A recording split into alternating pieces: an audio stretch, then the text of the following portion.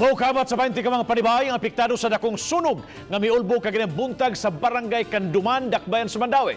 Lakip sad sa napektuhan ang negosyo sa babuyan sa maong dapit. Ang report ni Nico Serino. Daling miresponde ang kabumbiruhan sa nadawat nga alarma alas 9:55 kaganihang buntag. Apektado ang mga panimay sa may Kanduman housing site, lakip na ang pipilangan na nimuyo sa likod nga yuta. Daling nakakatap ang kayo sa nagtapad-tapad nga mga Pinoy-anan. Sagad ini, ginama sa light materials. Si Rodelyn nagkapuliki kay gikan pa sa trabahoan, nagpatabang ng ngita sa iyang mga iro kung naluwas ba. Yung may ginaluwas sa isang bata. Ang mong iro kay patay, tulo ka buk iro namatay. Ang yuta apart na sa Cebu City. Cebu City nga nag-purchase sana dayon gi-squat mo sa uban diri ba. Gawas nagpundo para sa kuan sa mga tao. Kay mag-special session si Rumi Ugma. Gisusi pa karon ang hinungdan sa kayo.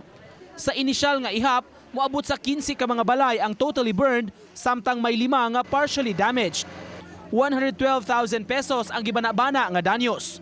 Challenges ang katong mga dalan diri kay medyo ginagmay, pero ang kinagandahan diri is mas maayo pa na kalsada pa.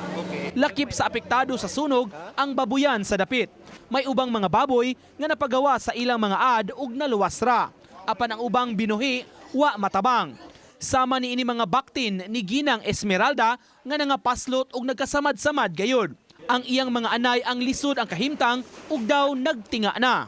Di nga rin, kung nidagan sa kuguroy po si bata.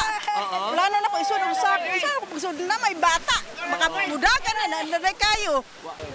Buwan sa Marso unta karon gitimaan ang Fire Prevention Month apan subo kini alang sa mga mulupyo dinhi sa barangay Kanduman ang nahitabo nga sunog sa ilang lugar. Gipanghinaot nila nga kaimbestigahan ang hinungdan ni maong kayo ug mopatuman gyud og mga lakang aron kalikayan nga masubli pa kini.